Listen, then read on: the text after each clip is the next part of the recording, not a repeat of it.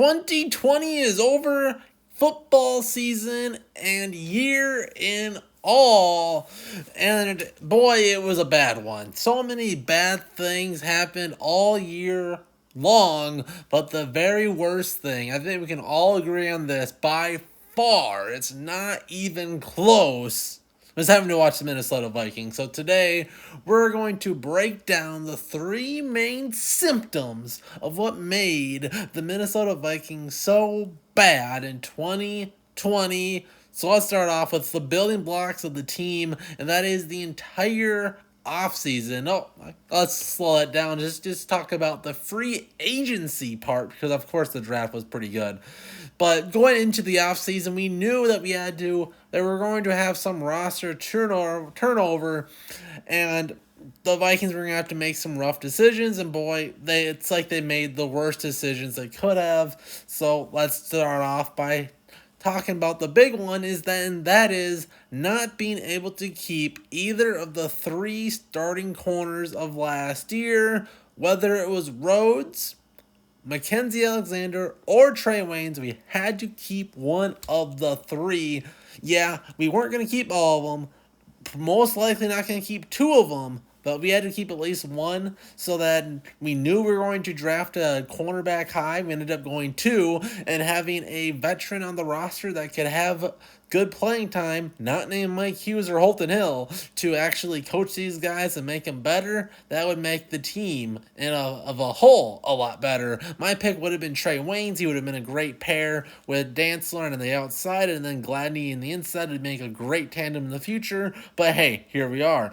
Next is losing Everson Griffin. This one is compounded in the fact that we lost Neil Hunter. We'll get to that later. But Everson giving us the heart and motor and drive of our defense. Losing that was huge. The pass rush on the outside, especially since we had to deal with a bunch of horrible or just inexperienced edge rushers all year, having that veteran presence would have been huge. Next, we lost those guys, so let's talk about some that we extended instead. Yeah, we had money issues, but this is who we decided to give it to. Starting off with Shamar Stephen. Shamar Stephen, last year, you can make the case that he was the worst defender on our team. This year, the Vikings re-signed him. I was like, okay, he's good. He's still good. We don't care. We'll still re-sign him. And even this year, for how bad the Vikings defense was, you could still make the case that he was the worst defender on it. Just a horrible decision to re-sign Shamar Stephen. Next, Kyle Rudolph. The Vikings got a second-round pick in Irv Smith Jr., so they decide, instead of just, he's a good, highly talented tight end showing some splashes his rookie year, let's extend the veteran to start above him and slow his growth even more. So that's basically all Kyle Rudolph is doing at this point. Yeah, he's still a good red zone presence, still a solid blocker, and can get those catches in the middle of the field every now and again, but free Irv Smith Jr.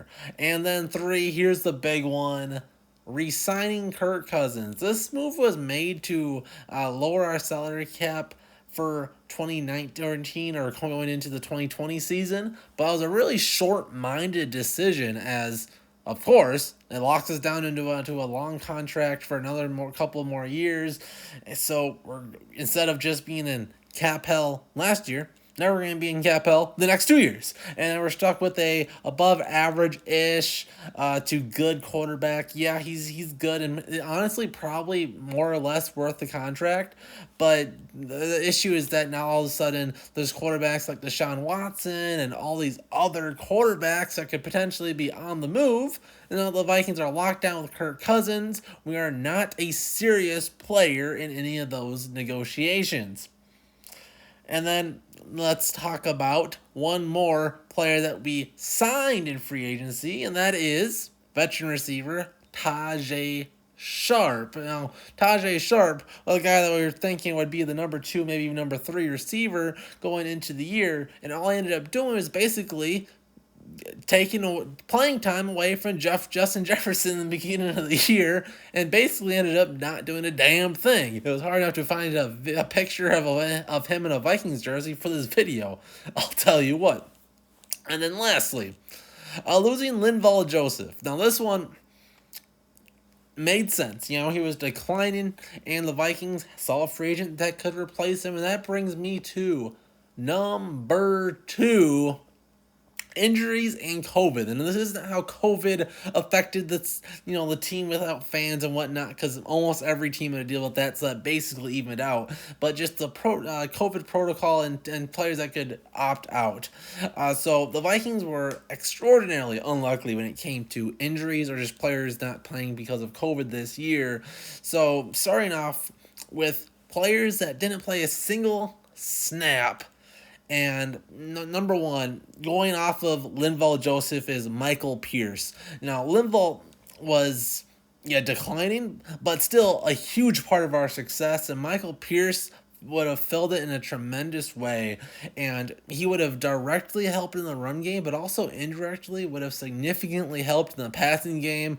What helps the defense more than being in more 3rd and 10s, 3rd and longs, so pass rush can actually be effective and our corners don't have to, be suckered into these little 6-yard slants that can leave them open for these double moves later in the game. And that's what a big run defending defensive tackle would have given to this team. The biggest loss on defense, bar none. But number two is pretty huge too, and that's Danielle Hunter. When you talk about our horrible pass rush this year, it's basically completely focused on the loss of number 99, Danielle Hunter, his multi-digit sacks that he gets every single year, and being one of the most talented edge rushers in the NFL. He warrants extra help from the opposing offenses, and that would directly help the other edge rusher on the opposite side, and just being more of a mentor figure would have helped the guys like DJ Wanham get even better throughout the year. So Danielle Hunter coming back would be tremendous, and also when you have extra that pressure from Danielle Hunter, he doesn't have to get the sack. He can make our DBs look a lot better, who looked bad throughout the year, but a lot of it was due to bad pass rush or because of Noah Danielle, and then lack of good run defense because of Michael Pierce. So yeah, a lot of 3rd and shorts and easy passing situations. And then lastly, not as sexy, but losing Ben Gedeon, who probably was penciled in as a starting linebacker this year and starting the previous couple of years. Yeah, even though Eric Wilson, you could debate, was better, but he was still probably a starter, or at least would have helped, especially since we lose other linebackers very early on. He would have got significant playing time. And he was a better run defender for sure over Eric Wilson, and we lost him. So all of a sudden, another good run defender down the drain. So those were 3 starters, let's call them all starters, on defense that didn't play a single snap this year.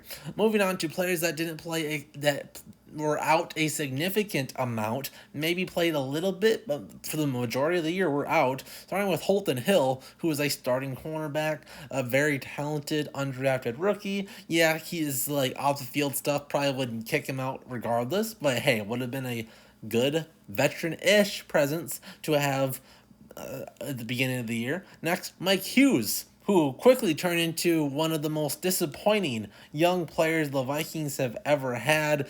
He could have provided some much-needed help on special teams as well as a veteran-ish corner, but again, out again because this dude just can't stay healthy. And then Anthony Barr, a Pro Bowl linebacker. Always love to lose that guy once again. And then Pat Elflein finally going to the offensive side of the ball. Yeah, not very good, but his backup was even worse. So losing any depth in the offensive line is never very good.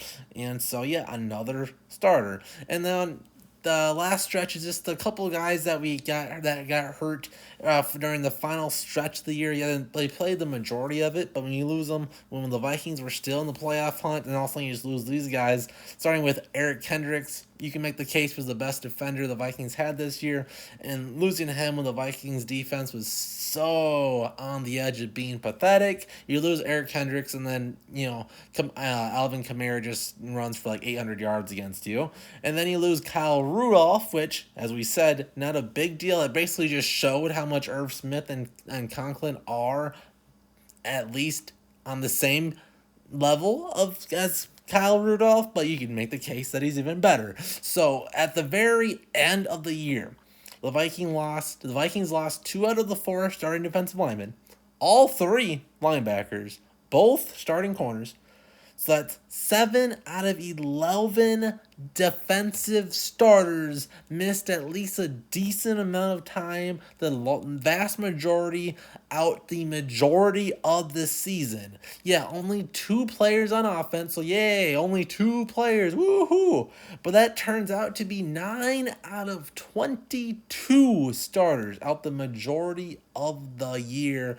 That is insane and very, very hard to get over. So, what that means is the Vikings are already a young team, had to play their rookies a lot more. And that segues to the third symptom, and that is the Vikings had to rely on rookies far too much. So, to make this as clear as possible, I have the snap counts of the rookies from 2019 and the 2020 season. So, let's start off with the 2019 season with Alexander Madison playing 197 snaps, BC Johnson 597, Hollins 83, Smith 752, Ali Udo 36, Samia 31, Garrett Bradbury 989, Armin Watts 136, Mataafa 107, Cameron Smith 85, Chris Boyd 399, Marcus Epps 88, cutting 139. Then going to 2020. Or Justin Jefferson, 886 snaps. Cleveland, 621. Lynch, 59. Wanham, 293. Brayford, 34. Blake Lynch, 76. Troy Dye, 346. Metellus, 272. Gladney, 959. Dantzler, 601. Hand, 163. And then special teams, God himself, Dan Chesina. And then let's call him KJ Osborne, the special teams prince. 117. So the total rookie snaps in 2019, 3,639 versus 2020, where there was a total of 4,685. Almost 1,000 snap difference over on 1 year, or a 78% increase, which is pretty nuts. Going into it, I was even expecting a little bit more, but to put it into another, to look at it from a different perspective, with rookies over 600 snaps, this is the rookies that played a significant amount of time, is 4 in 2020 versus only 2 in 2019. And this is big because how you usually use rookies. Maybe you know there's one that starts the majority of the year, but they usually will play in more of a role situation, kind of like BC Johnson's 597 snaps, or a third or fourth string wide receiver for the majority of the snaps, a couple decent amount of special teams, then a couple times where he was like wide receiver too. But that's how rookies are normally used. And for the Vikings, you're looking at Justin Jefferson, who turned out to be like the main part of our offense. Looking at Cameron Dantzler, who was basically our number 1 corner. And then Gladney, who played like every defensive snap. It's just insane the amount of snaps that our rookies had to play, and that's due to a lot of those injuries and the fact that we didn't handle free agency very well. And those were the 3 main symptoms, but we're going to look at one bonus. This isn't really a symptom because what happened, it's like really hard to put your finger on it, so I can't really call this one a symptom, but it's just like what, and that is the Vikings horrible special teams. Like, how? The only good part of our special teams this year was our punter, which woohoo, our punter's good. How good is that our punter's good when our defense is so bad that we'll just let them march down the field anyway. But this is crazy because we rostered 3 special teams players that weren't a kicker, punter, or long snapper. It is Dan Chesina, rookie, undrafted kid out of Penn State, runs like a 4.0 40, super freaking fast. So the Vikings thought they'd roster him even though he had like 18 yards in college and just make him a special teams ace gunner, and he was not good at all. KJ Osborne raised a roster spot on to be our next returner and was horrible. And then also Amir Abdullah, a veteran 3rd string running back. He actually provided a little bit of value as like a nice little scat back, but also not good at all in special teams. Maybe an okay gunner, but out of all three of them, and we can't produce a single good return game. That is pathetic. You could even throw Mike Hughes in that. Yeah, he was never healthy and too much of an injury risk since he's had such a bad injury history. But man, that's four guys with return history and not a single one that was good. Like, what is going on? At least the Vikings already cut ties with their special teams coordinator, so hopefully the new guy can come in and provide a little fire to this group and make them good again. But there we go. The three main symptoms, plus a little bit more, and what made the Vikings so bad in 2020. And next video will be breaking down how the Vikings can improve in the 2021 season. So we'll see you guys in the next one, whenever that will be.